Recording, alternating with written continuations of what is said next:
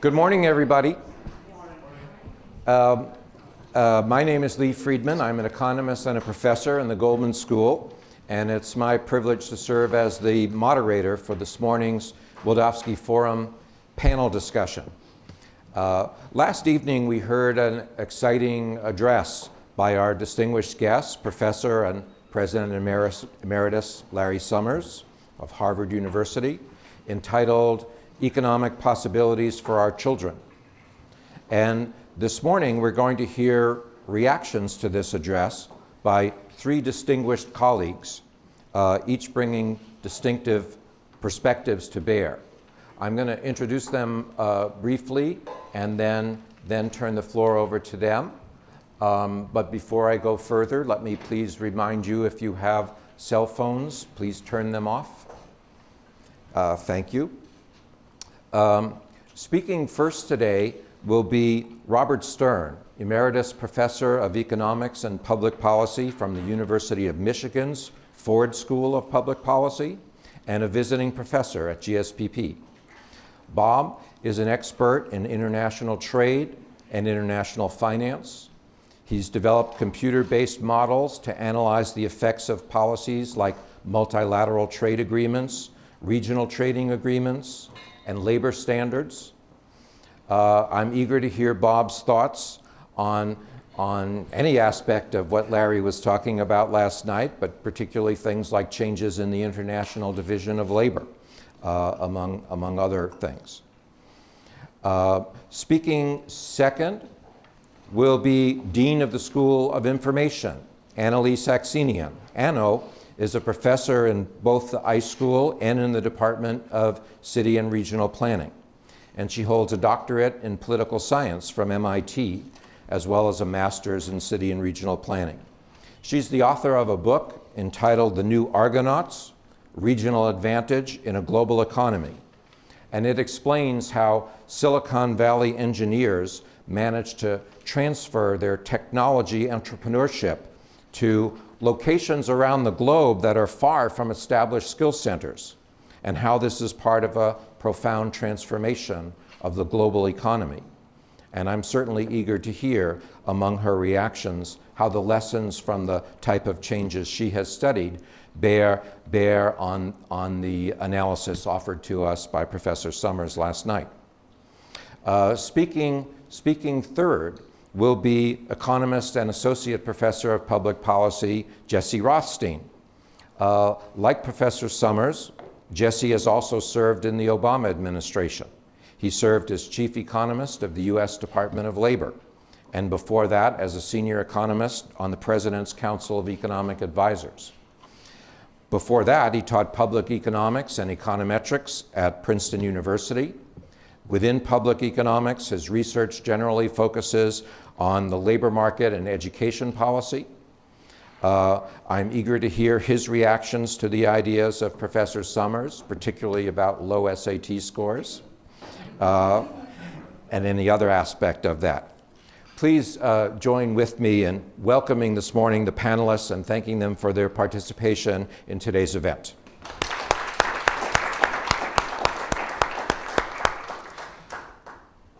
We'll hear from each speaker and then give Professor Summers an opportunity to respond to their reactions, and after that, the floor will be open to you for further comments and discussion.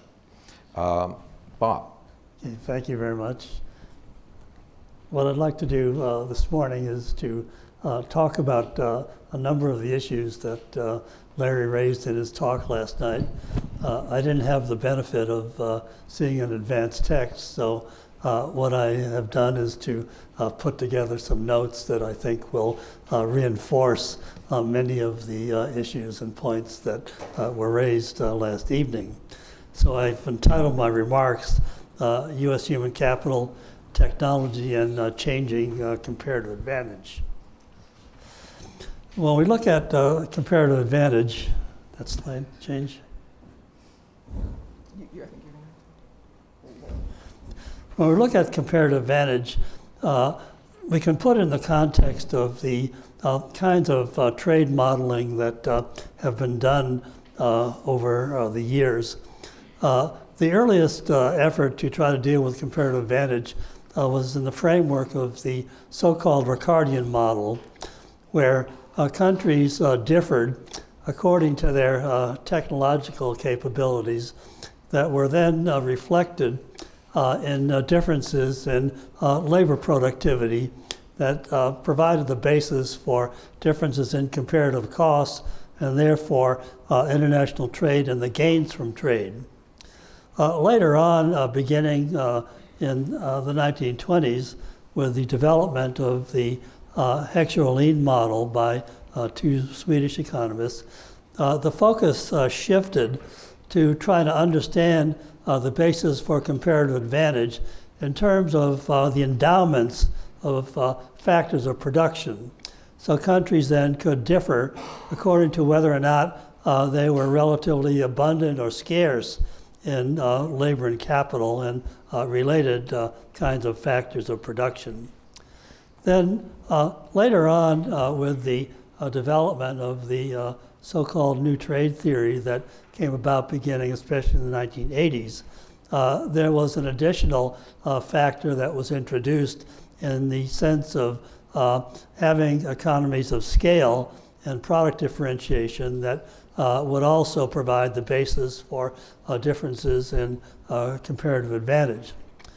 As I look back over the decades, it's really quite remarkable to try to understand how the role of human capital came to be better understood and to become front and center in the context of trying to understand international trade and international specialization. There was a famous study that was done by Vasily Leontiev in 1953, in which he tried to measure the factor content of U.S. foreign trade. The idea that they started out with was that you would think that the United States could be characterized as being capital abundant and labor scarce, and that if you measured the factor content of U.S. trade, you would find that American exports would be capital intensive and imports labor intensive. But what he found at the time was just the opposite. And this led to the so-called Leontiev paradox that was essentially a violation of the so-called factor proportions framework. What then happened was that a few years later, Leontiev went back to the data and he looked at the characteristics of the workforce that were involved in the production of American exports and imports. And he calculated measures of the efficiency characteristics of U.S. workers. And indeed, he found that there were significant differences in the skill and related characteristics of workers in export industry as compared to those in import competing industries. What then has happened over the subsequent years is that the ideas of differences in human capital are very important as far as trying to understand the nature of differences in comparative advantage. So, for example, if you were to consider the characteristics of the U.S. labor force, and this then builds on some of the points that Larry made last evening. When we talk about human capital, how do we actually measure it? And in this respect, perhaps the most common method of measuring it is by years of education. And so Larry had a slide that looked like the first point here. That is, you can divide the labor force according to years of education, ranging from high school dropouts through post-college graduates. The next way to look at the characteristics of the labor force is to ask what are the workers doing in terms of the tasks or the jobs that they're carrying out. And so you can divide the workforce into different levels of skill. ranging from low to medium to high skill. And you can then ask, what are the types of tasks or occupations that are being carried out? And as you can see, they differ quite significantly among the different levels of skill that are noted. Now, the importance of these differences in skill levels has a great deal to do with the existence of technology and technological changes. That is, the way to think about how the relationships have developed is that there's a kind of interdependence between technological development and the formation of human capital. And the way that this has been carried out or reflected is that over the years, there's been a pronounced tendency for capital-labor substitution, where various kinds of tasks that are repetitive in nature have tended to be taken over by machines, if you will. And in the process, this has led to an increase in the demand for high-skilled services, especially in these days of the importance of information and computer technology. What has happened then is that the wage characteristics of the workforce in the United States have been changing quite significantly, with a shift towards higher skilled workers who have a large wage premium as compared to the workers in the middle and lower skills. And so the wage gap that has developed has become quite noticeable in the United States. And so this kind of skill-biased technical change is really at the heart of what's been going on as far as the wage and employment characteristics are concerned.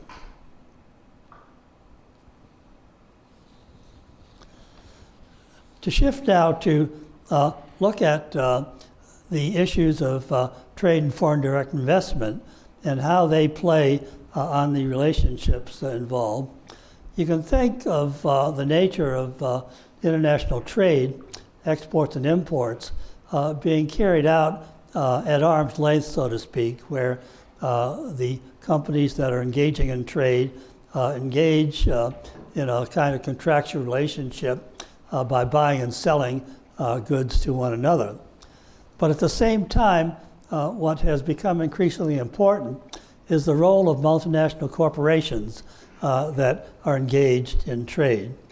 And in particular, especially in the last 2 decades or more, there's been a very important change in the ways that multinational corporations operate in the global economy. This has been characterized as increasing outsourcing or offshoring, as the case might be. Just to explain the differences involved, outsourcing involves a breakup of the production chain in which multinational firms will outsource some part of the production chain to other countries where factor costs, especially labor costs, are a lot lower than they are in the American economy. Whereas offshoring involves multinational corporations setting up production affiliates. In other words, moving whole operations from the US to other countries.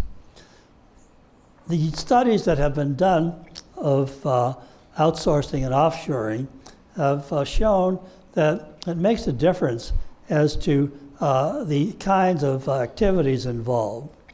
And so if you have what is referred to here as horizontal foreign direct investment, what this involves then is a movement of facilities for producing as a whole from the US to other countries.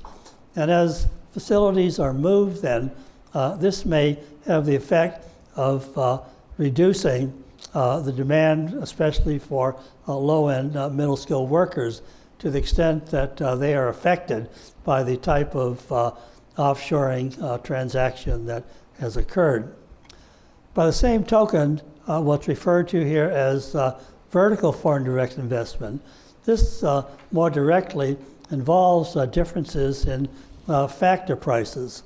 And so this is what I meant when I referred to farming out or outsourcing some aspects of the production chain. What's interesting about vertical foreign direct investment is that this leads to imports of intermediate inputs that are produced elsewhere in contractual relationships. And these inputs come back into the United States.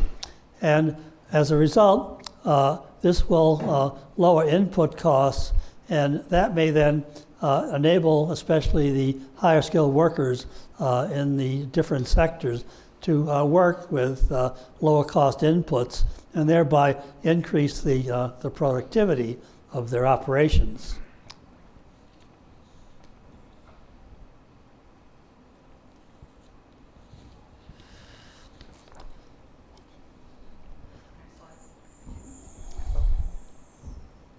Okay.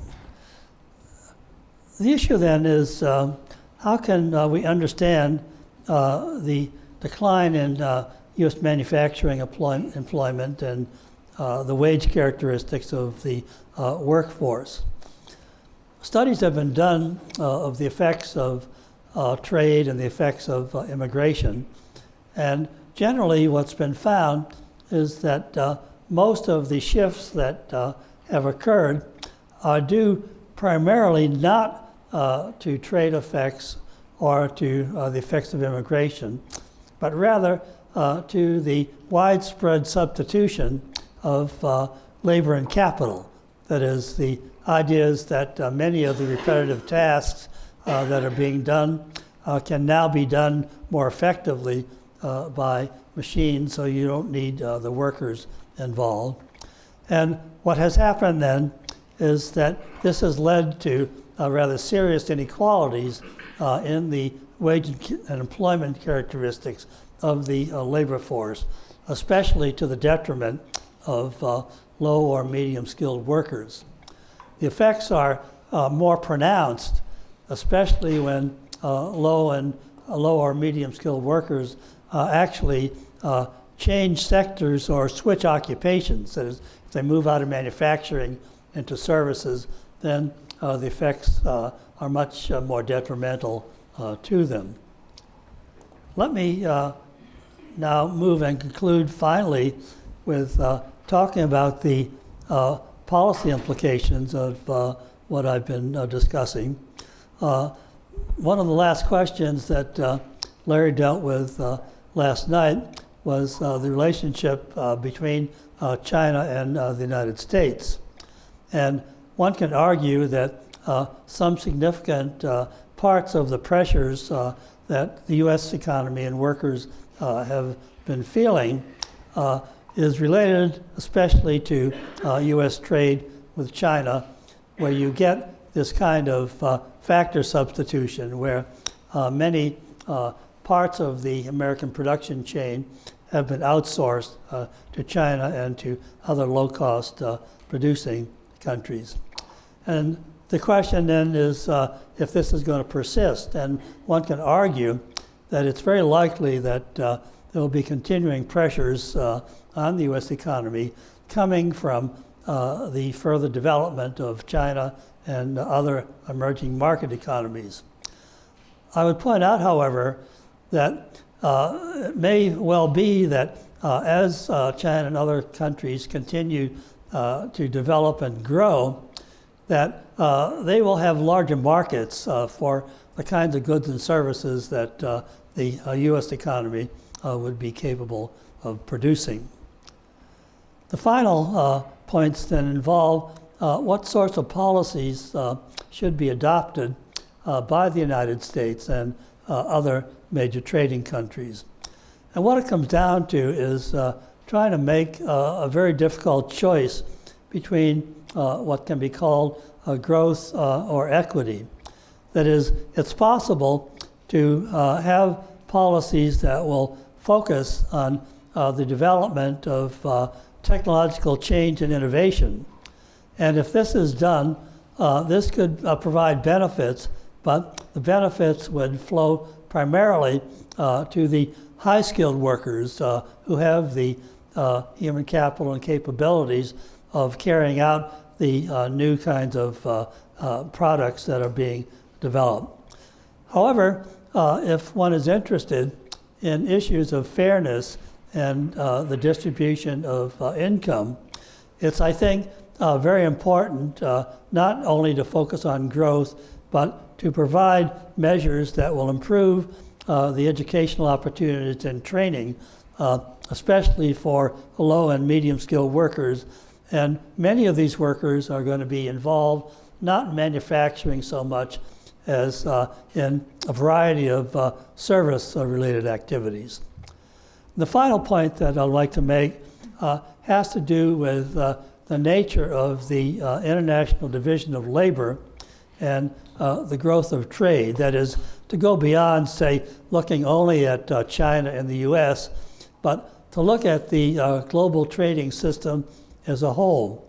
If you look back at the success of the East and South Asian economies, historically the so-called Asian miracle, and if you look now at what's going on with the newly emerging economies, the success of these economies has been built to a very large extent on highly open policies encouraging international trade and foreign direct investment.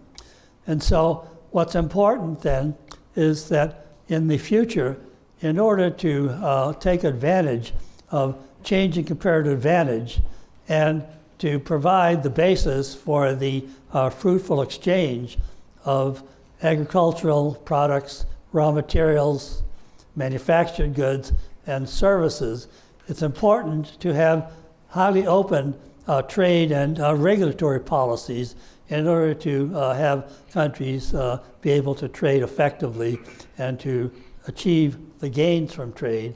At the same time, have domestic policies that are going to deal with any of the significant distributional effects involved. So thank you.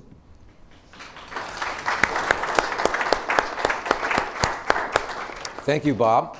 I should mention before turning the floor over to Anno that we actually have two reasons for having these kind of discussion panels.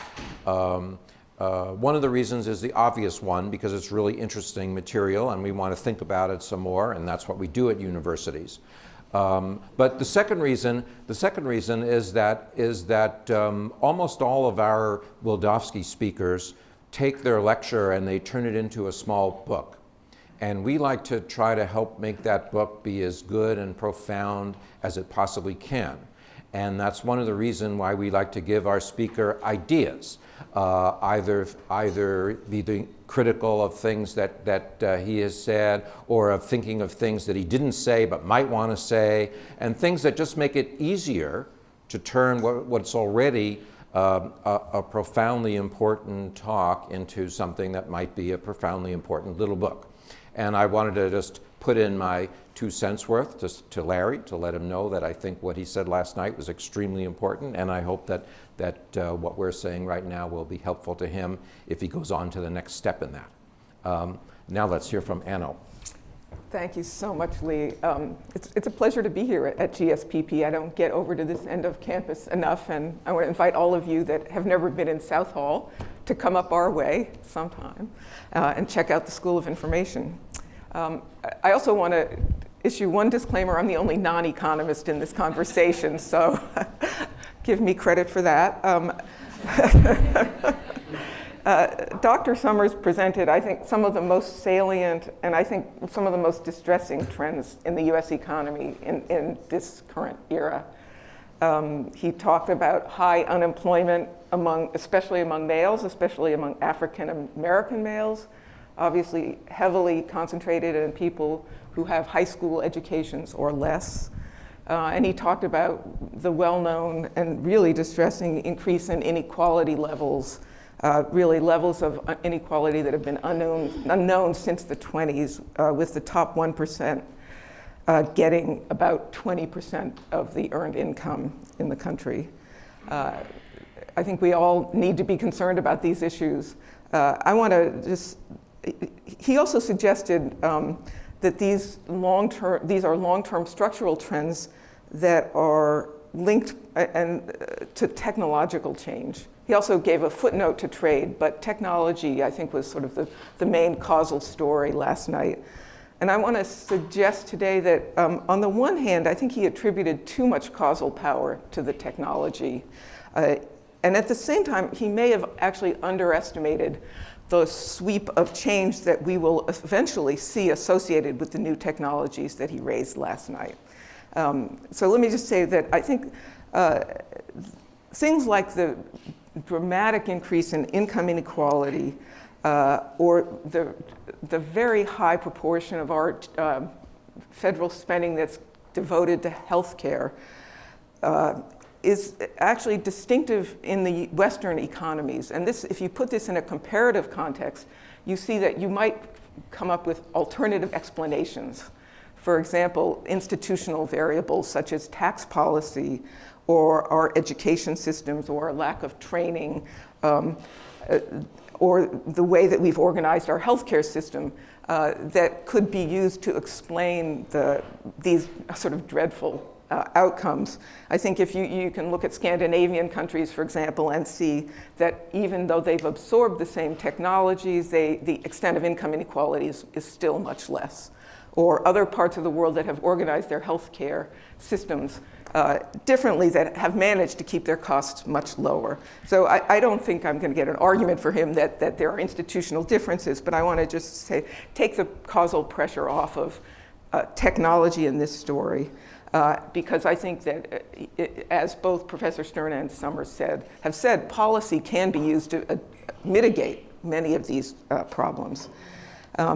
Okay, so let me then talk about technological change a bit more, because I actually think that the technology changes that we've been living through for the past several decades, and I think we'll live through for the rest of our lifetimes, are going to be far more transformative of the institutions and the economic categories that we use to think about economic life, political life, than we maybe even expect. And I'm going to talk about this by talking about my own research. In the 1970s, I was one of the first scholars to study Silicon Valley. I was a student actually on the Berkeley campus. I wrote a master's degree, a master's thesis that confidently predicted that Silicon Valley would stop growing. This was 1980. And I argued that the costs were too high and that job growth, if it was going to occur, and innovation, if it was going to occur, would occur in lower cost regions, either in lower cost regions in the US, Austin, Texas, whatever, or in Asia, where a lot of the assembly of electronic components at that time was being moved to Singapore, Malaysia, places like that. Well, it turned out that I was dreadfully wrong. In the early 1980s, the largest burst of new startups and new innovation in the history of Silicon Valley occurred about 2 or 3 years after I had predicted that it would stop growing. Then in the mid-80s, Business Week magazine, a much greater authority than myself, also on its head, the front cover said, Silicon Valley going down the tubes. I guess it said Silicon Valley following Detroit and Pittsburgh, which were already in decline back then. And that was the time when Japanese competition was threatening and actually did wipe out our semiconductor, the commodity memory semiconductor industry in the US. But of course, Business Week was wrong as well. In the late 80s, Silicon Valley rebounded once again. And if you look back over the past 5 decades, you see periodic, it's a very cyclical industry, periodic recessions, crises, and then reemergence. And essentially, what I've learned from this history is that the categories that we have used to understand economic growth either the firm or the sector were not the appropriate ways to understand the continued regeneration of the Silicon Valley economy. That actually growth was happening within a regional ecosystem where no single firm, there was no GM that accounted, or 3 big firms that accounted for the economy, but rather a continuing flow of entrepreneurial startups that themselves were very specialized, that recombined resources repeatedly over the generations, that continued to add value and productivity through successive waves of recombination. And that, so for example, let me just make this more concrete. In the 70s when I wrote, there was a wave of innovation based on the integrated circuit. In the 80s, that was replaced by the personal computer, all the rise of Apple, all the innovations associated with the personal computer, the components for the computer, the software for the computer. That then gave way to the laptop. Then we saw the rise of the internet in the 90s and e-commerce, a whole new set of business models, the globalization, which allowed commerce to occur across national boundaries. We're in a decade where, while many people thought clean tech would dominate, in fact, the dominant sectors are the cloud, the web, and mobile apps. So we have these mobile devices that now have the power of supercomputers inside of them. Every one of us is walking around with one of those.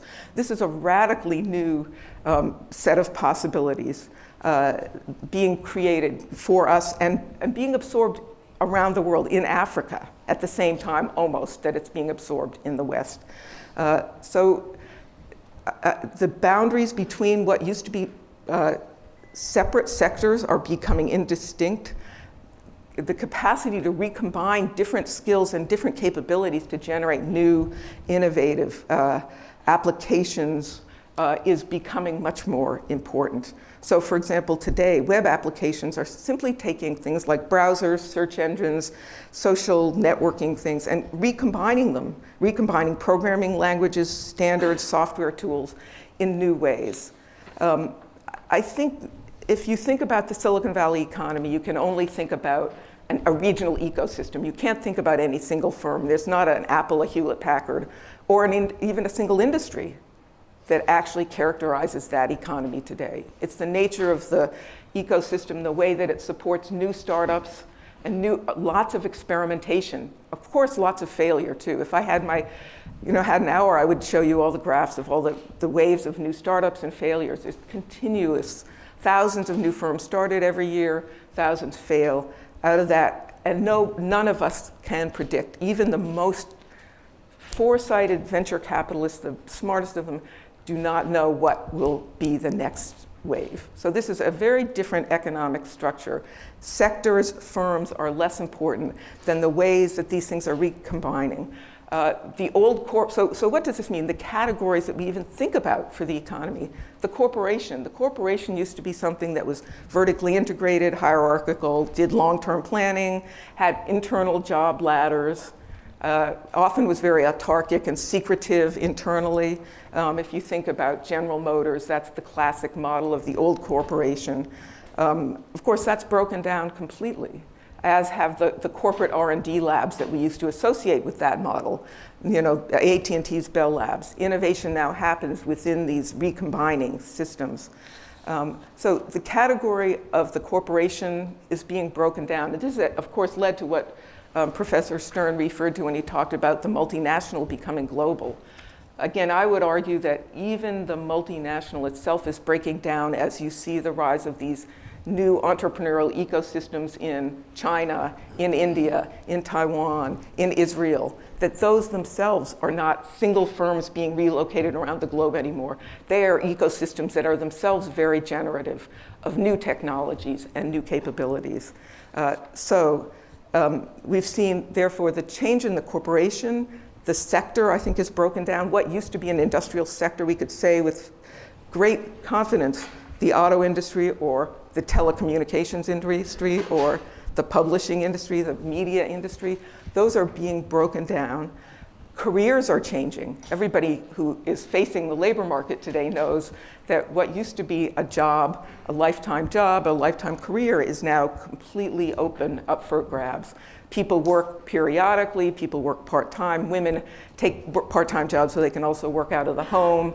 You know, jobs are becoming much less formal. Who knows? I would predict that for my children, our children, which is the topic of this talk, their jobs will look very different than the jobs that my parents had, and that even I have a job that probably no one of my children has hoped for.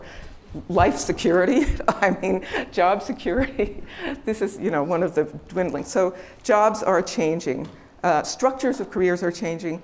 The national economy is not such a great category anymore for thinking about economic growth. Of course, after the Great Depression, we came up with national aggregate accounting. In fact, I would argue that what the categories we need today are categories that measure regional activity, subnational economic activity. What's going on in Shenzhen, China, or Shanghai, China, is very different than what's going on in Chongqing or further west in China. But we don't have the data at the subnational level at the same level of quality that we do at the national level. I think I could go on, but I think I will simply add one more comment, because I think this is very, even the multinational itself, I think, is being complemented by the rise of diasporas of highly skilled people who can move more quickly, transfer information and knowledge more quickly around the globe than closed corporations. And so we're seeing the restructuring of the economy around entrepreneurs, diasporas, innovative recombinations. And what this means, I don't know in the long run, except that we are seeing something that I don't believe is a zero-sum game globally. I think that the growth of new markets, new entrepreneurial opportunities in places like Taiwan, Israel, China, Africa, creates new centers of innovation that generate new solutions to problems. At the same time, it creates new, as we heard before, new markets for the technologies. And that these innovative, there's no trajectory anymore. We don't know where technology will take us. There are unlimited possibilities. Wages are rising in China very quickly. The low-income work that once went there is eventually going to be pushed to Vietnam and to Cambodia. So we're in a very dynamic period. I think the technological change that we're seeing is both destructive in the way that Schumpeter would have recognized, and also creative, and that the future for our children, if we can get our policy right, and I want to just come back to policy because I do think that we need to think about not only income redistribution, but education policy. But if we can get the policy right, I think we have the future for our children will be at least as bright as it was for our parents. Thank you. Yeah. Thank you, Anno.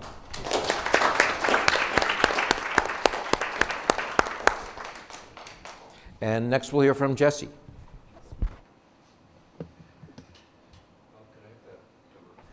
Okay, well, thank you. I'm very honored to have the opportunity to comment on this. I found the talk very stimulating.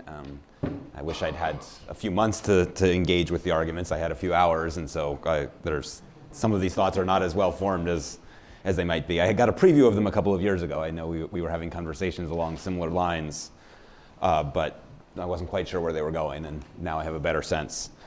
So I spent some time this morning trying to think through the theme of what the comments I had sketched out last night were, and I think the theme is best summarized by a quote I've heard attributed to Yogi Berra, which is that predictions are hard, especially about the future. And so I certainly don't feel like I can make predictions very well. I want to basically make the argument that I'm not so sure that I think Larry is on a very interesting track, but I'm not so confident that we know enough to make these predictions very accurately.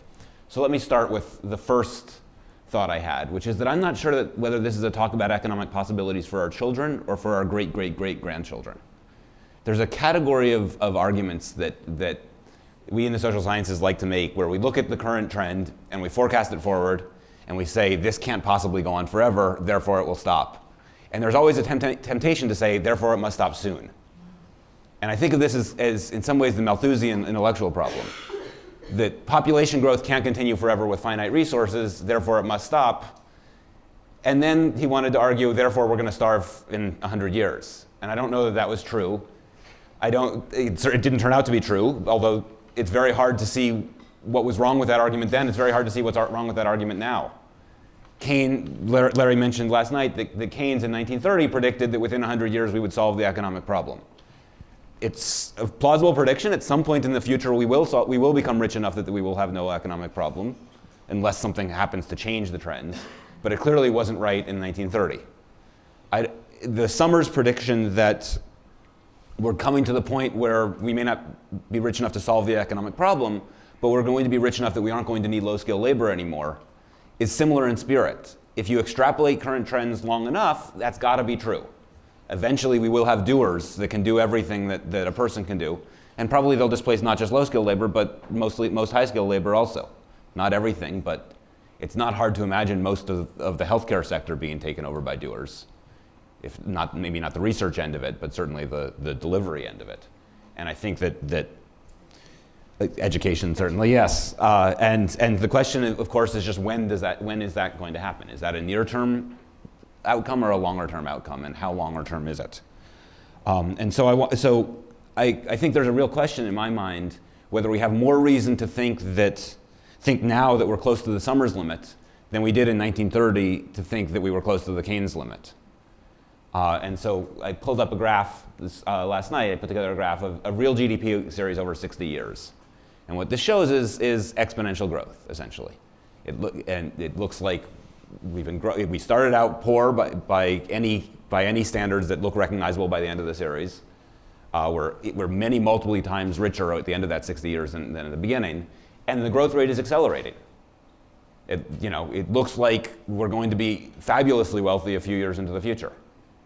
Now, as it happens, this graph is data leading up to 1929.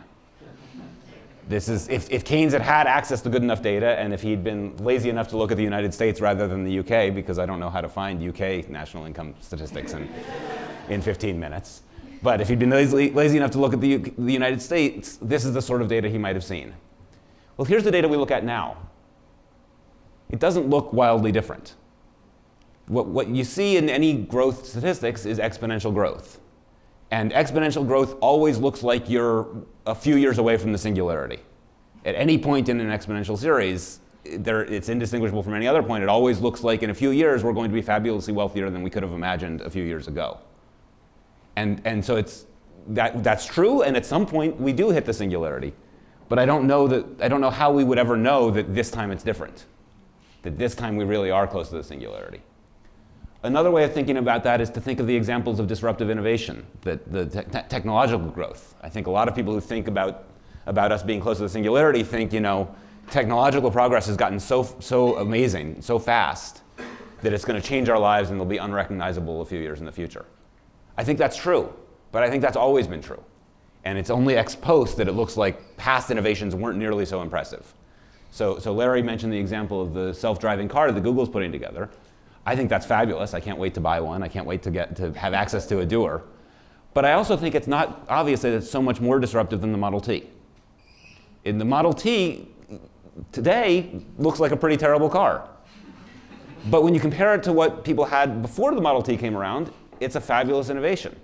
So this gives me an excuse to mention one of my favorite bits of trivia, which is that in the turn of the last century, if you asked people what is the big urban planning problem that we're facing, it was how are we going to deal with all this horse manure? And so there was a quote, I found this quick Googling last night, so this may be inaccurate, but I think it's right. I've certainly seen this factoid quoted before, that in the Times of London, a writer in 1894 predicted that in 50 years, every street in London would be buried under 9 feet of manure. And there were conferences devoted to how are we going to save cities from this problem. And it wasn't a crazy question. It was a real problem that people faced. But then innovation happened, and the Model T and innovations along those lines were enormously disruptive. They changed the trends. It's not obvious to me that the Google car is any more disruptive now than the Model T was then, or than I can name dozens of other innovations that had equally profound, if not more profound, effects on the way people's lives were. Again, at some point, one of these innovations really will be different, but I just don't know how one can ever see in real time whether that's true. Let me get at another point that I wanted to bring out, which is that I think it's very hard, and even those of us who say it's hard don't quite recognize how hard it is to disentangle the cycle from the trend. And Larry was very careful at the beginning of his talk to point out that we're in a business cycle trough, that we will get out of this likely in the future, and that we don't want to draw too much of an inference from the fact that unemployment is high right now, or the GDP is depressed right now. But I'm not sure that we can avoid that in a conversation like this. One way to think about it is to imagine if Larry had been invited to give this speech 5 years ago. Would we have foreseen the same trends in 2006 that we see now? I don't know if we would have. Maybe that's what you were seeing. But a lot of what I think people are looking to as evidence that something really is changing, and that all of a sudden this technology has advanced to the point that there's going to be a radical change in the role of low-skill work in our economy. A lot of that evidence is arguably at least cyclical. So I picked out 3 bits of evidence that Larry pointed to as suggestive that, hey, something might be going on here. One is that there's high non-employment, especially among males and especially among the low-skilled. That's what you'd expect if the doer had arrived and we're starting to take away all of the routine jobs that had been available to those workers in the past. Another is that we see very low interest rates. And another is that we see high commodity prices.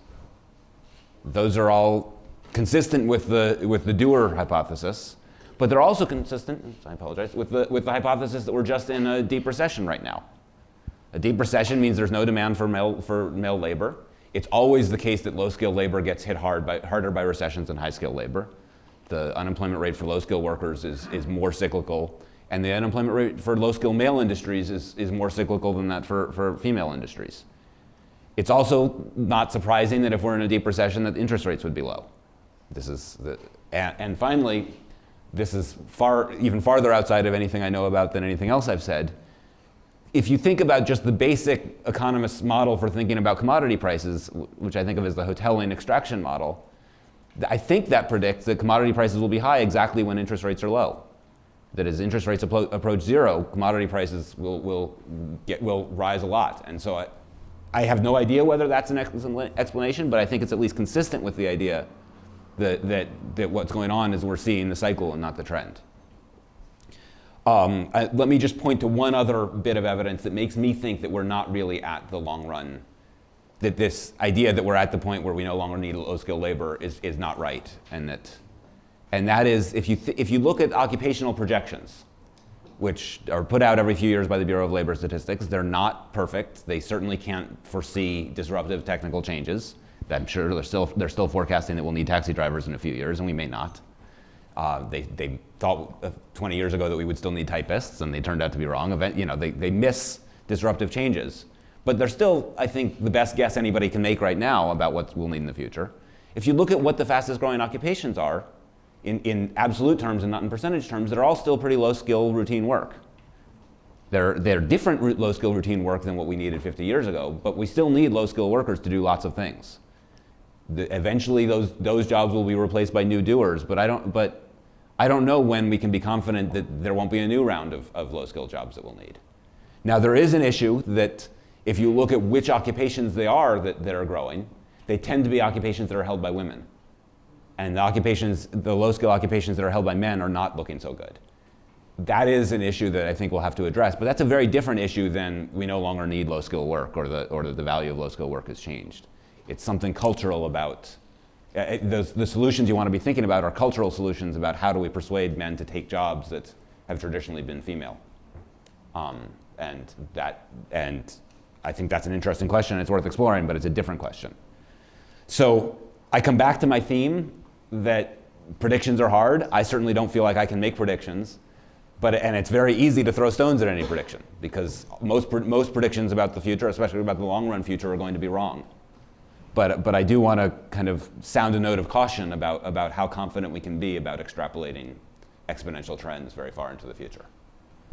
So I will stop there. Thank you, Jesse.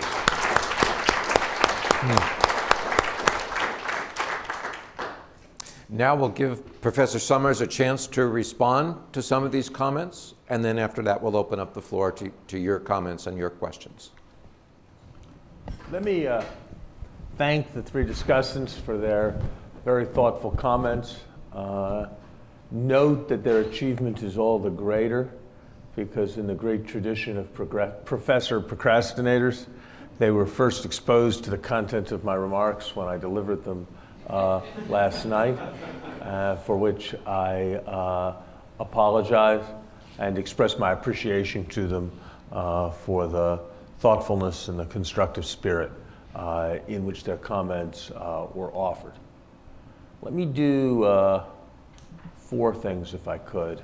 The first 3 are just to respond to each of the 3 commentators, and the 4th is just to reflect a little bit on where it seems to me this research and thinking needs to go.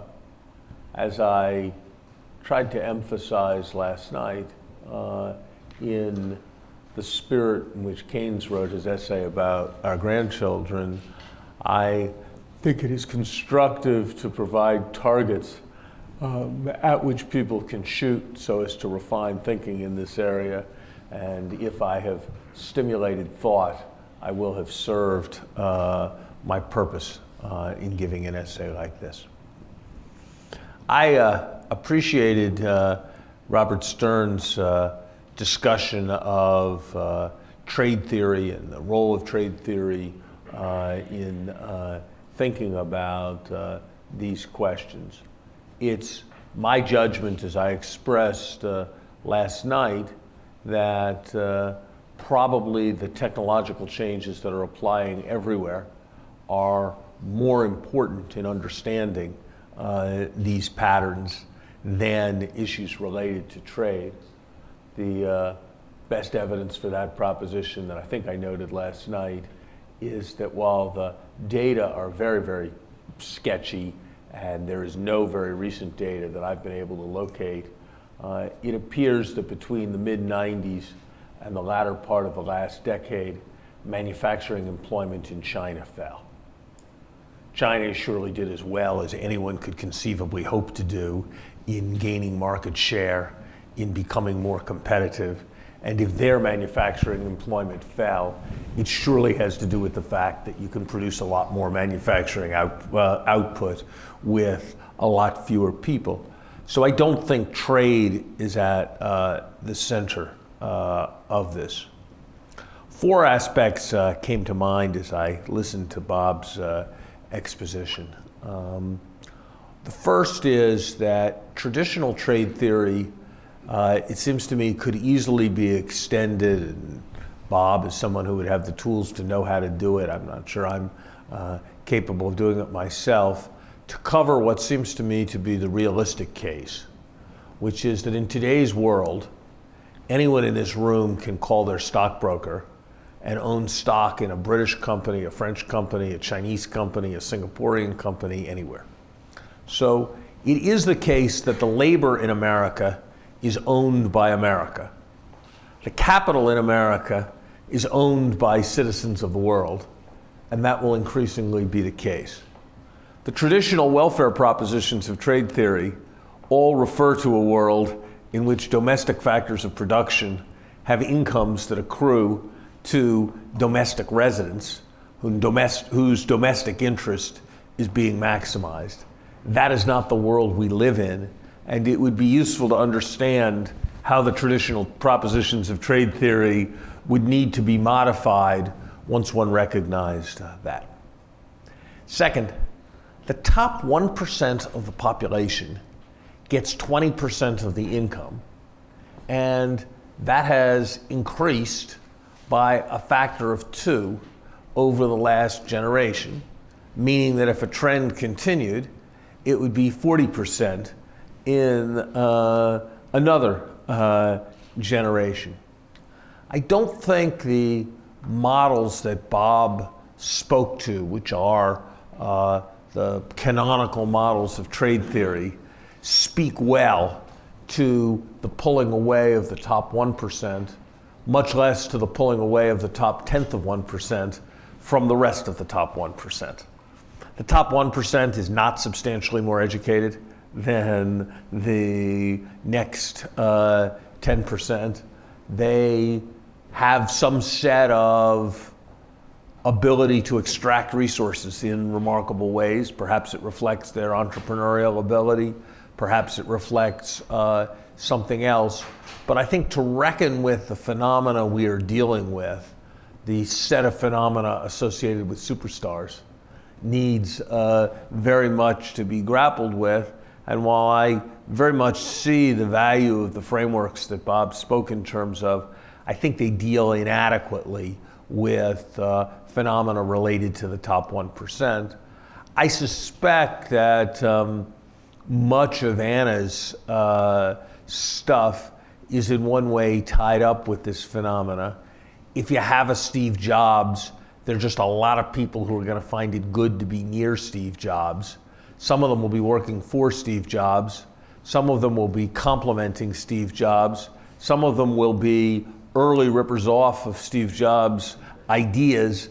That's a way of understanding the creative ecologies of which she spoke. But I think the phenomena of superstars, extraordinary performers, does need to be reckoned with more fully to understand these patterns of trade. One metaphor that I have found helpful, and some of it is captured in Bob's perceptive discussion of multinational corporations and distinction between vertical and horizontal outsourcing, is, but a slightly more abstract way of thinking about it, is to think in a somewhat different way about economists' concept of a production function. It's never laid out, or I've never seen it laid out, as an assumption in an economics course. But we take it for granted when we talk about a production function, F of K and L, or perhaps it's F of K, HL, and UL, highly skilled labor and unskilled labor. We take it as a given that the capital is next to the skilled labor is next to the unskilled labor. And what you envision is a factory, and if there's more capital and more people, there'll be more produced, or a farm, if there's more planting and more people, there'll be more produced.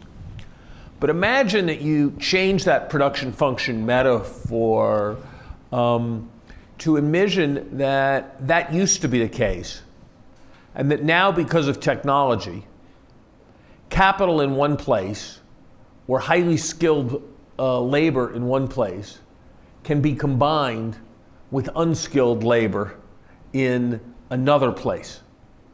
So let's think about there being two places, one of which has a lot of highly skilled labor and not that much unskilled labor, and the other of which has a lot of unskilled labor and not that much highly skilled labor.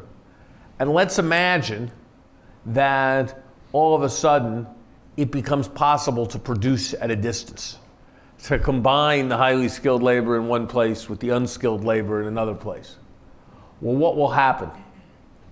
The highly skilled labor in the highly skilled labor-abundant place will benefit substantially because it now can be combined with unskilled labor everywhere. The less skilled labor in the developing world will find immense opportunity because it will benefit from the flow of ideas, the flow of skills, the flow of entrepreneurship. Unskilled labor in the developed place will face much more competition, de facto immigration, if not real immigration, and we'll see its wages go down. And there may be some pressure on highly skilled labor in the developed place as it finds it more difficult to combine with unskilled labor, and so wants to come to the less developed place, wants to come to the developed place. Sounds kind of like a way of thinking about American Indian, American Chinese trade relations.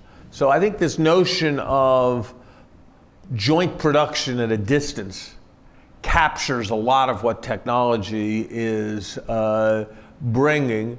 I suspect it is formally not that different from certain treatments of combination in multinational corporations, but I at least find it a somewhat easier way to think about the problem. I think it is important to recognize that if I am broadly right about the trends that I'm describing, these will be transformative issues for all countries, that it may be that for periods of time, countries can gain, as China has gained by being a substantial net exporter, or Germany has gained by being a substantial net exporter within Europe. But to the extent that trade with Mars does not open up in our horizon, and to the extent that these trends are being driven by pervasively available technology, trade can affect just where, when the burden is felt, but the fundamental forces are unlikely to be altered by trade.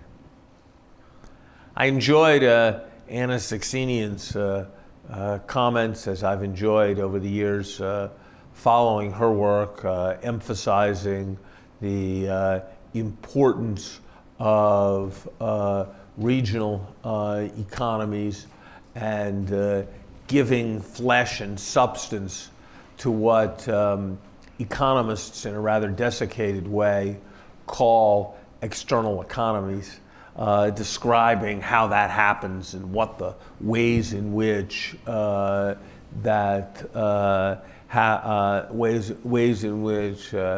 happens are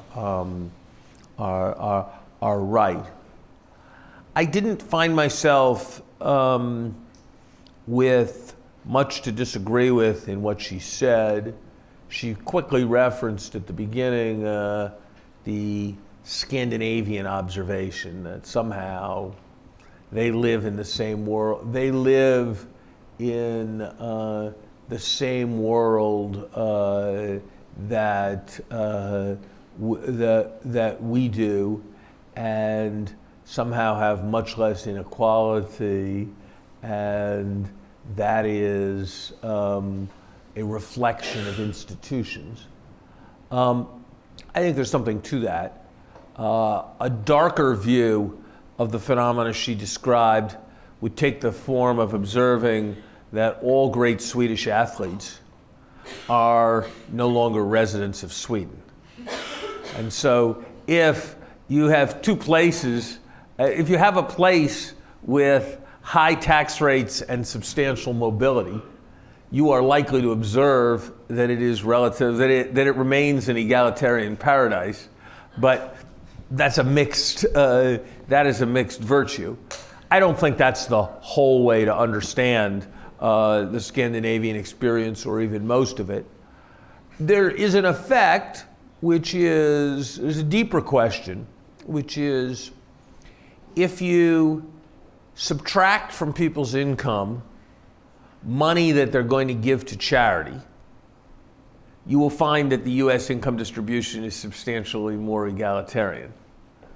If you are successful in bringing social pressure on the rich to contribute to public purpose in various ways, which they can do by contributing to charity, which they can do by paying high taxes, which they can do by simply accepting lower wages than they could extract, and you can appeal to that kind of social pressure, you may succeed in creating a more equal income distribution. But whether that's best thought of as reflecting institutions or the successful bringing of social pressure, I think is a reasonable question. It is much easier to achieve solidaristic community values in homogeneous communities than in highly heterogeneous communities. And it will, I suspect, be observed that Utah is a relatively egalitarian state within the United States, and it will be observed that New York City is relatively inegalitarian. And these values are, I think, not unassociated with the degree of diversity.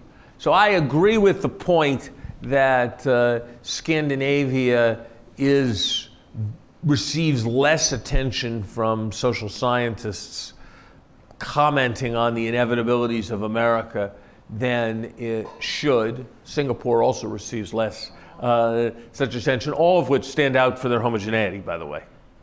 All of which stand out for their homogeneity. I think that is a very fair point.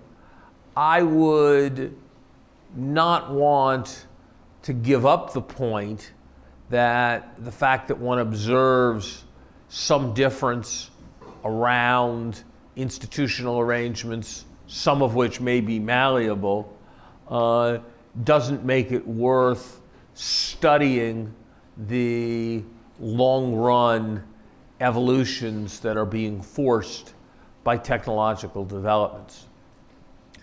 Anna said a lot about how much is changing. I agree with that. She said a lot about the nation is often too large a unit. I agree with that. She said a lot about firms being much more permeable membranes than they once were, that one thought a lot about the creative ecology. I agree a lot with that. My suspicion is that if you imagined an observer coming from Mars and looking at the world in 1900 or in 1912 or 1940 or 1970 and now, and then looking at the world in the United States and in France, in Silicon Valley and in Chicago, I suspect the intertemporal differences would loom rather large rather than relative to the cross-sectional differences, leaving aside the phenomena associated with the developing world.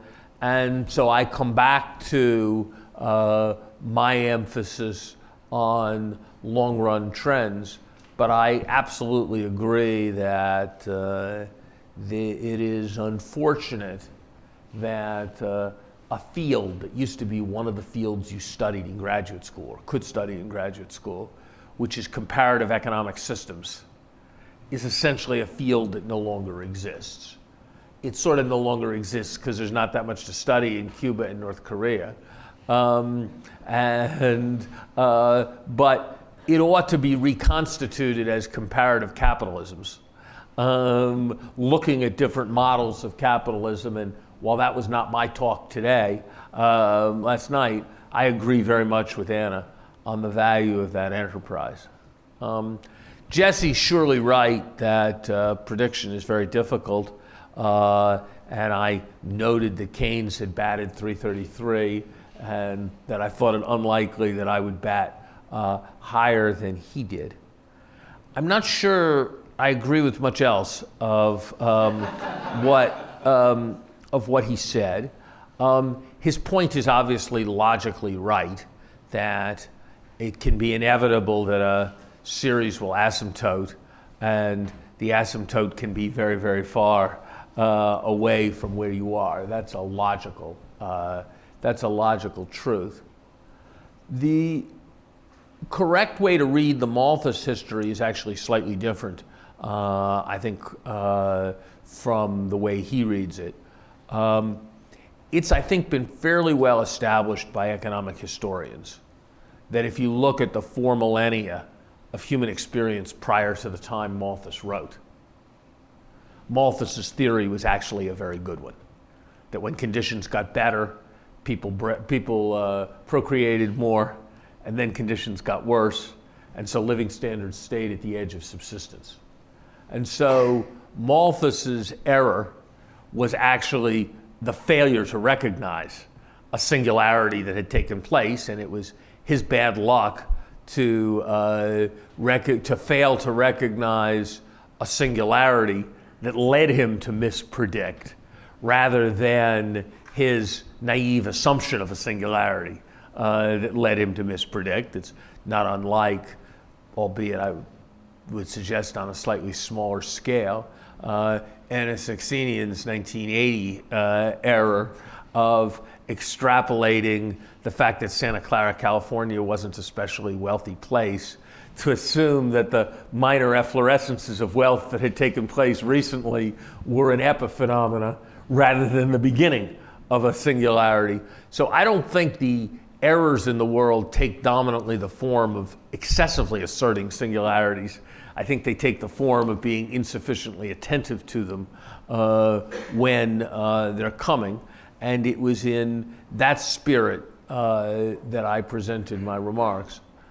I may not have been clear, although I thought what I said was that the existence of doers constituted a clear benchmark that would have radical implications. And I then suggested that we might be 10 or 15% of the way there. And I then suggested that we were making our way towards that benchmark at a speed that was highly uncertain, and that one way of understanding the basic trends along which we were moving was to think about where you would go if there were doers, and to think of yourself as moving in that direction at uncertain speed. It would constitute a strong argument against my thesis if Jesse were to suggest that technological change had to date benefited the skilled as against the unskilled. But for example, Henry Ford's technological change with respect to the assembly line had benefited the unskilled who could work on the assembly line as against the craftsmen who previously produced cars.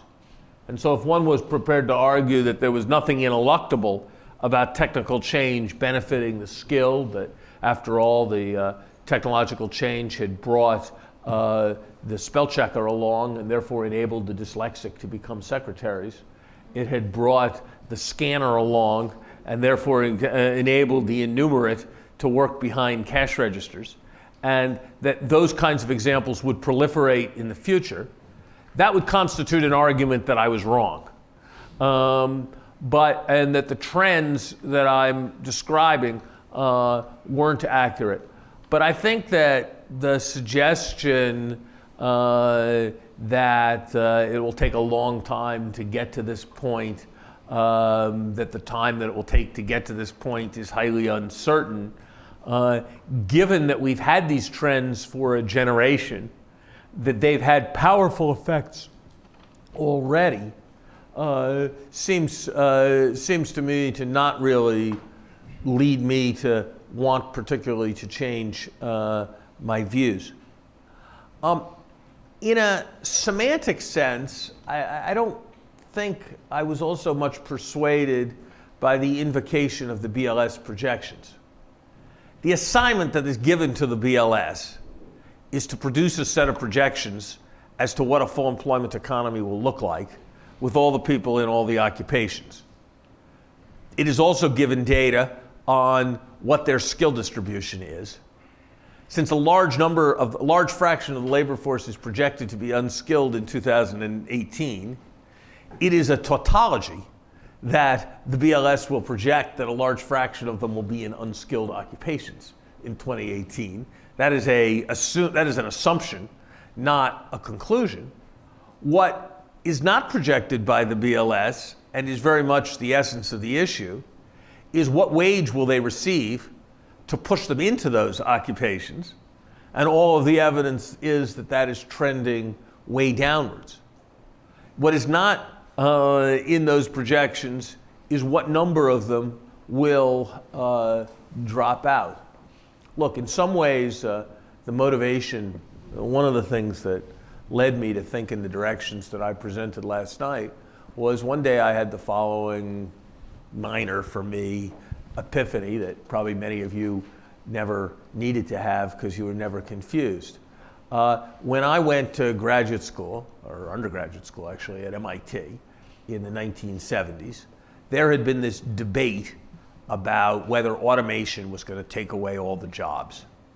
And Bob Solow was the economist actor, and there were a set of sociologists and others on the other side.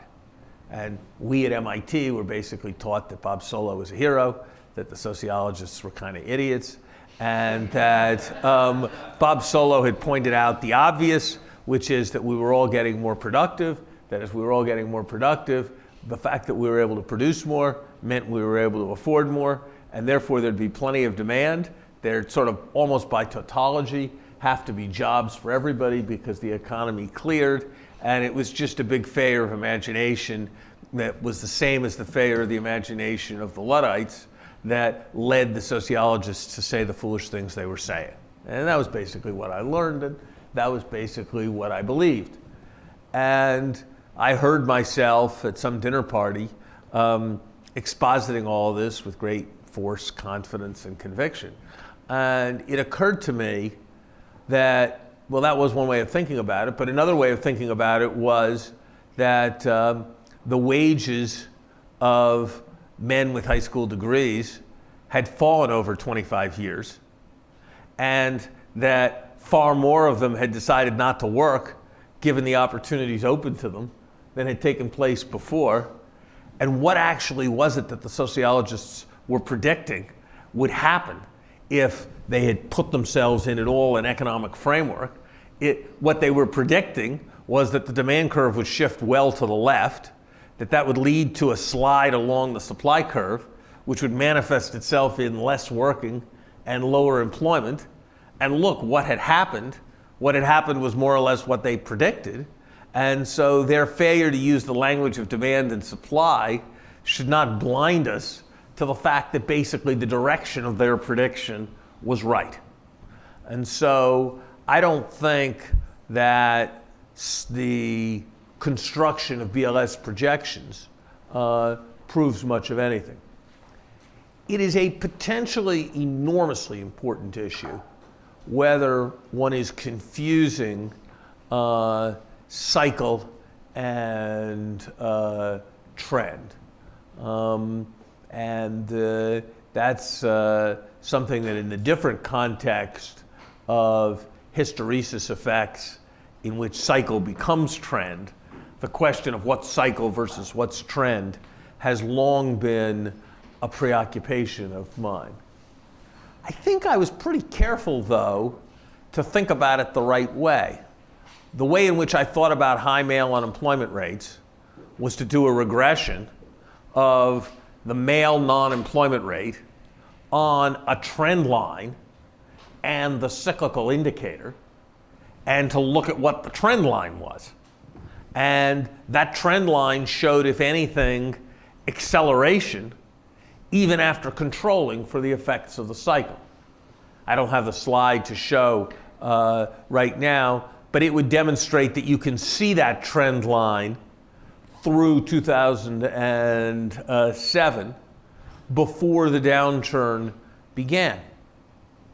If you look at raw material prices, there was a famous bet between Julian Simon, who was a big anti-Malthusian, and Paul Ehrlich, who was a big Malthusian, who the bet was that will real raw material prices be lower after a decade than they are today. The bet was made in, I believe, 1981, and Julian Simon won, the anti-Malthusian. If that bet was made for any decade after 1993, the bet would have been won by the person who saw the upwards trend in real commodity prices. So real commodity prices were up long before we had a recession. Jesse doesn't have his theory quite right on all of that, because the relevant theory for thinking about a long-run commodity price is a long-term real interest rate, and one would expect a recession that was a temporary cyclical recession to only have a relatively short-term impact on the real interest rate, unless you thought it had an impact for 30 years, in which case you were kind of saying that it was that it was a trend. If you look at the data on relative wages, those data are showing major long-term trends well before this recession, began. So I would have thought that the more controversial thing I had said was actually the proposition that the recession was, in Keynes's phrase, a magneto problem, that it was caused by the misalignments of the monetaries and fiscal policies and the bubbles and so forth, and that it was not a manifestation, as Bob Reich and many others on the left have argued, of these structural trends playing out for a generation. That there is a view that comes from the left that when you have these major inegalitarian shifts, they lead to a systematic reduction in demand, and that systematic reduction in demand can cause financial difficulties, and so the trend caused the cycle. That argument I don't agree with, but I can relate to better. But I don't see how you can look at the set of phenomena I associated with being partway to the doer and not believe they were present in 2007. I mean, if you read, it's ironic for me to be citing this source to Jesse, but if you read the works of the Economic Policy Institute circa 2007, I think you'd find ample documentation for almost all of the direction of assertion that I put forward. So I'd plead pretty innocent to causing the most recent cycle to be a trend. Final set of observations. I believe that all economists should discipline themselves by answering the question when they express an opinion. What could they see in the world that would cause them to think that they were wrong? And that is a test that almost no economists are willing to submit themselves to. I think that what's happening in Britain right now is providing a test of my macroeconomic views. If David Cameron's fiscal austerity proves to be substantially effective in restoring confidence, increasing demand, and driving British growth, that will be evidence that my highly Keynesian perspective on the current downturn needs to be rethought. If Peter Thiel's views on the return to getting a college education are to materialize in a substantial way, and one observes over the next 6 years a substantial downwards move in the college to high school wage premium, that would constitute evidence that I have missed something very important here. If the share, adjusting for the business cycle and adjusting for transitory fluctuations in the stock market, of income going to the top 1% and the top 1/10% falls substantially over the next decade, that will be evidence that suggests to me that I have in some quite important respect been caused to be wrong.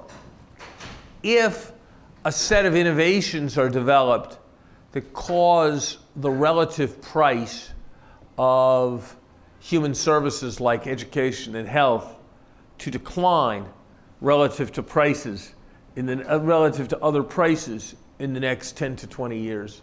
That will cause me to judge that I have been substantially wrong. But I would ask finally, in considering what I said, that you recognize the doer's argument in the spirit in which it was offered, not as a description of where the world is or where the world will soon be, but as a benchmark for understanding the trends that are underway. And it is, I think, useful to ask oneself if I have analyzed a world with doers correctly, and a standard analysis treats correctly a world without doers. Isn't it reasonable to think that there is some evolution underway between those 2 points? And that's really all that's necessary for my main arguments. Thank you very much for the encouragement that Berkeley has provided for my thought and the thought of others in this area. Thank you, Larry.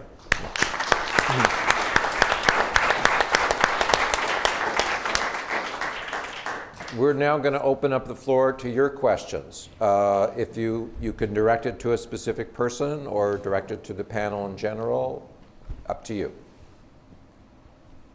Yeah. I guess I have a question for Larry, and I wanted to get back to the point about income disparities. And you had mentioned that in this country, if you look at charitable contributions, the income inequality is much less dramatic than it is in a Scandinavian country. And I kind of wanted to talk about that a little bit more, because one of the things we've been learning in Lee's class is the kind of value of in-kind contributions. And whether or not, I guess, the value derived from charitable contributions actually has sort of a commensurate effect on the income of the people who are receiving it, and whether that's thought of, I guess, in the examination of the income inequality. It's sort of that power. You're going to run into the following problem if you try. Let me say first, I was trying to really suggest that one way of understanding I think you somewhat, either I overstated what I believe or you overstated what I said. I was not trying to suggest that somehow the United States was like Scandinavia if you just took account of measurable charitable contributions. I was only trying to suggest that there was a social solidarity element in what the income distribution showed up as being, that those feelings of social solidarity could manifest themselves in different ways in different cultures, that here they manifested themselves in charity, and there they manifested themselves in willingness to accept a lower wage, and you just had to recognize it as showing up in different ways.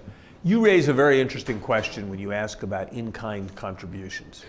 And here's what the difficulty is going to be if one tried to carry through that research program, and I don't know quite how you do it. I won't name any individuals, but take a hedge fund superstar who makes $400 million a year and who serves as a trustee of the local hospital, attends a number of trustees meetings, makes a fair number of phone calls when the hospital's looking for a CEO, interviews 10 people, is really very involved in the work of that hospital. Really very focused on the work of that hospital. How do you think about that? That person could make a plausible effort, could make a plausible argument that 8% of their effort over the course of the year was devoted to the hospital. On one theory, you should treat that as $32 million as a $32 million in-kind contribution. On another theory, that's ridiculous. The guy runs his hedge fund, and yeah, from time to time he goes to some meetings of the hospital, but what's that? His $400 million is coming from his hedge fund. And so what you're going to run into in trying to assess the in-kind contribution of the rich is you're going to find that the rich do give a reasonable amount of their time. And then the question is going to be, do you value the time of the rich by looking at their income and dividing it by a number of hours? Or is that not a helpful way to think about the contribution of the rich? And I don't quite know how to resolve that issue, but you're going to have difficulty coming to a definitive conclusion. I think because of the problem I just raised. I thought you might raise another problem with what I said, which was that if you look in a superficial way at the data, not inclusive of in-kind contributions, you'll find that the poor give a higher fraction of their income to charity than the very wealthy do, which runs against, I realized after I said it, runs against my egalitarian thesis. On the other hand, the wealthy are accumulating in order to give gifts later in life when their income is lower. So it's a difficult, it'd be interesting to try to sort out more fully, but there are a quite difficult set of measurement issues that your question points up. Yeah. I want to ask about the Obama administration's focus on re-energizing the manufacturing sector. So, developed economies, because of inherent advantage, shift more towards services and away from manufacturing. The Obama administration is trying to focus on the production of things like photovoltaics and batteries to re-energize the manufacturing sector and kind of go against that tide. I'm wondering if the government can do that effectively or should do that effectively, whether the effort is going to look more like the emergence of the car battery industry in Michigan, where they are able to withstand the cost pressures, or more like Solyndra, where they bet big on the technology and cannot withstand the cost pressures. Look, I think it's hard to know. The right defense of Solyndra is we called it venture capital. And the idea about venture capital is that a few of them work and most of them fail. And our theory was that for every 10 investments, 7 would fail, and the success of the 3 would pay for the whole thing. And now we've learned that 1 failed. Why is that evidence against what we were doing? That's a reasonable argument on Solyndra. It'd be a better argument if we could document one of the 3 successes having taken place clearly. On the other hand, it's the nature of the process that the successes take longer than the failures. And so I think the jury has to be out on the Solyndra thing. I think if somebody thinks that they're going to bring back the Detroit of old with hundreds of thousands of not so skilled people doing jobs in a revitalized U.S. manufacturing sector, they're almost certainly making a mistake. If somebody thinks that R&D is rife with the kind of externalities that are associated with the kind of communal ecologies that Analee Saxenian talked about, and that in that context there's reason to think that some government priming of the pump can internalize externalities, that strikes me as being a reasonable viewpoint. I tend to be on the skeptical side with respect to these kinds of policies, but I think they do have a Pascal's wager aspect. Pascal's wager was his argument for belief in God. Pascal argued that if there is no God and you believe in God, you'll have wasted a certain amount of time in church. If there is a God and you decided not to believe in him, you're headed for eternal damnation. In the same way, if you're looking at the possibility of the United States rather than some other country being the hub of something that's even 30% of the scale of the automobile industry, that's a huge gain.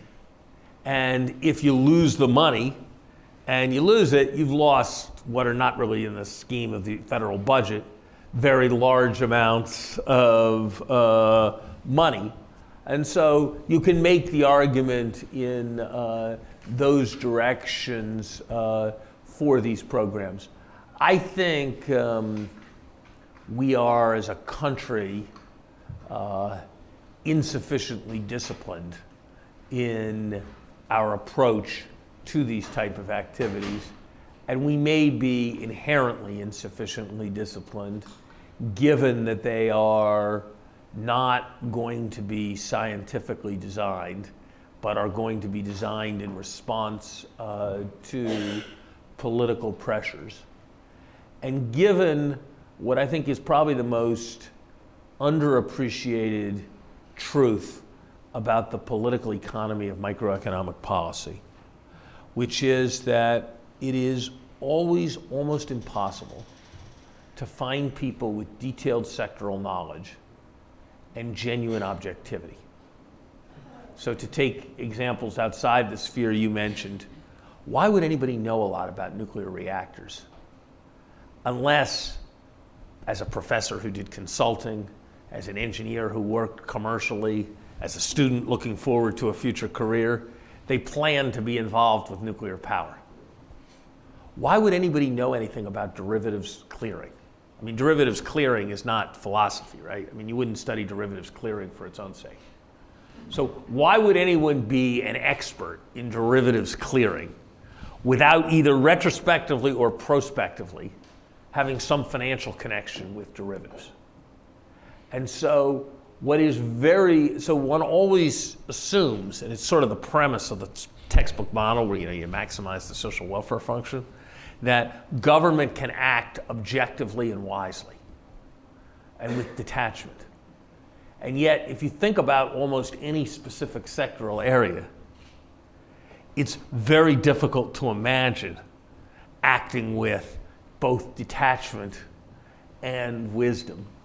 And an awareness of that leads me to a somewhat greater bias towards restraint than that of many of my friends. That perception is also perhaps why many of us here are in public policy schools, where we try our best to remain detached and objective in thinking about these things. Yeah. I'm curious about how, if you believe, this world of doers, what that implies for fiscal policy and what types of things make sense in this type of world rather than the world we're in. One thing I was thinking of was investment tax credits, and it seems like over the last 20 years, whenever we're worried about a recession, we want to stimulate investment, and a side effect is that some people are complimentary, or high school workers are complimentary with capital, and they make it cheaper to invest today or low interest rates. And so I was curious, if there are some things that you think won't make sense anymore in a world of doers where we've done them in the past.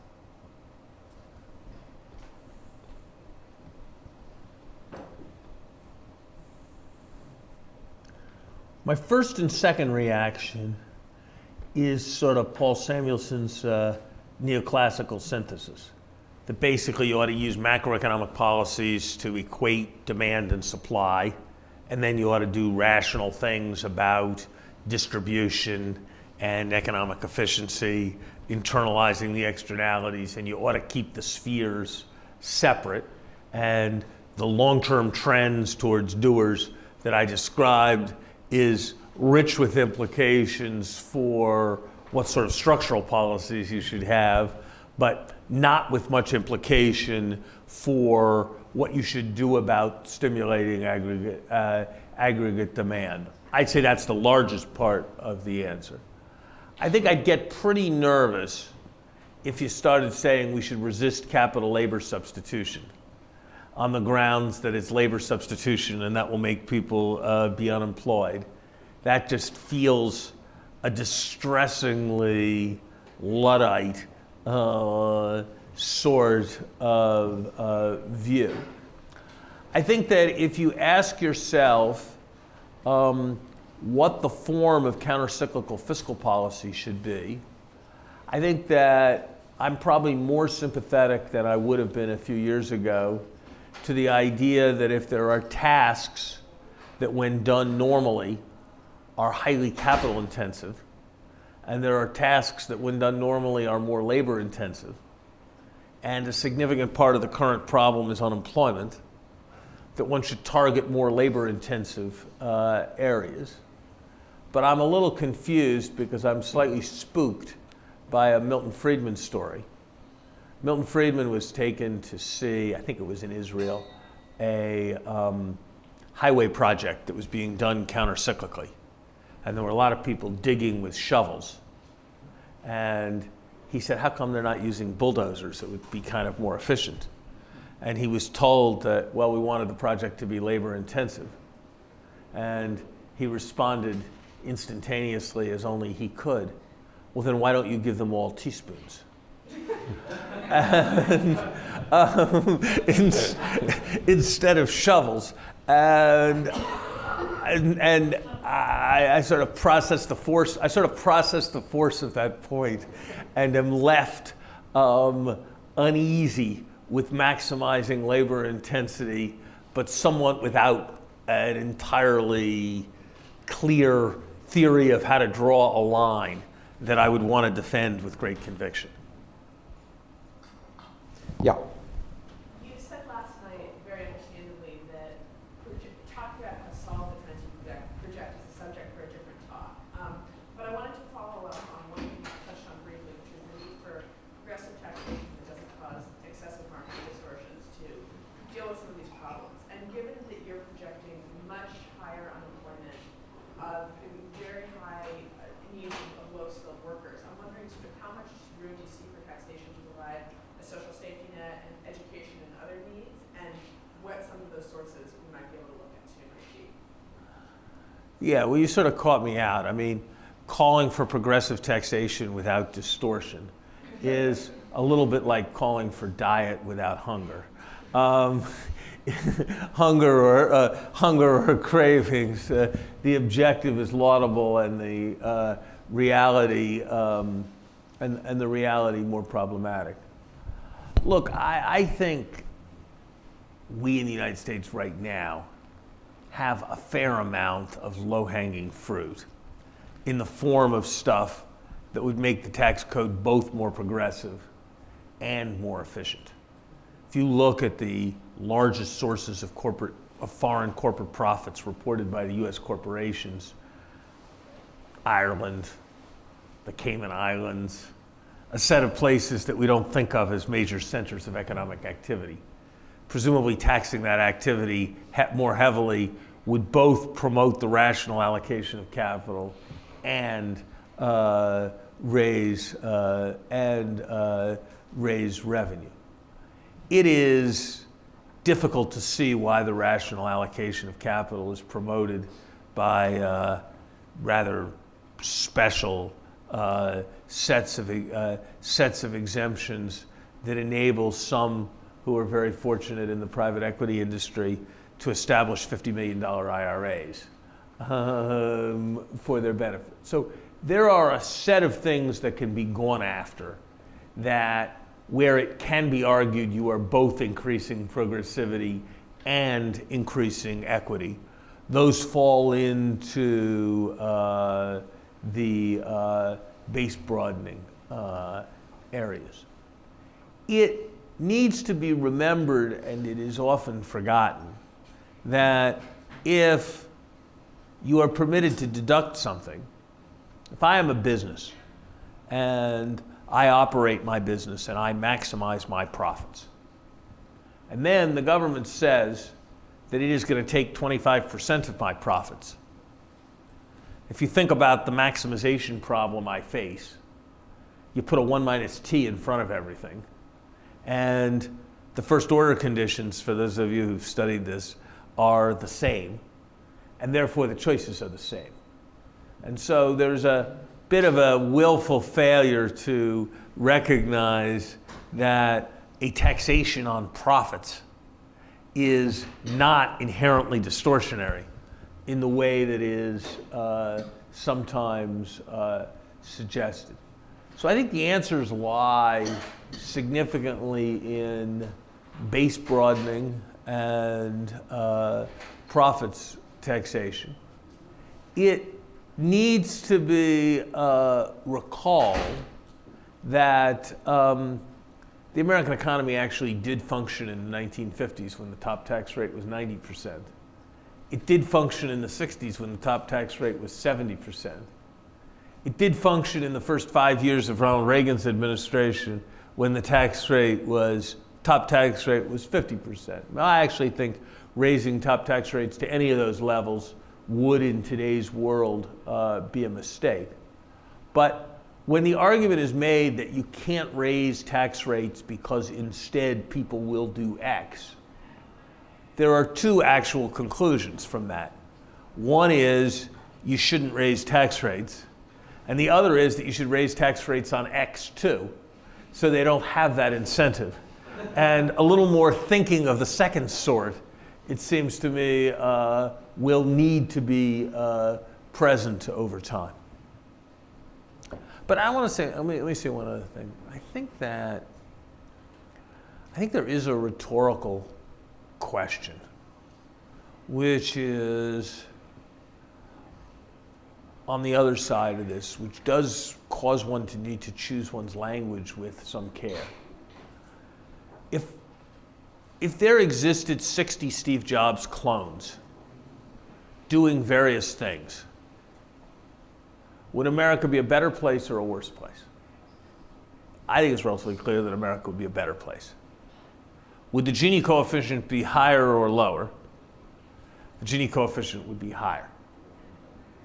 And so I think one needs to choose one's words carefully in condemning inequality, and one needs to choose one's words carefully in condemning the rich. And language about inevitable and potentially desirable trades which should be cushioned or exacerbated by government seems to me to be the right way to think about these things. And it seems to me that there is a tendency to slip into class warfare language in discussing these trends, which I think is not consistent with a whole set of American traditions, and I'm not sure is long-run politically constructive, though that's obviously a matter that people could debate. We have come to the end of our time. Please join me in thanking our panelists for a fantastically good discussion.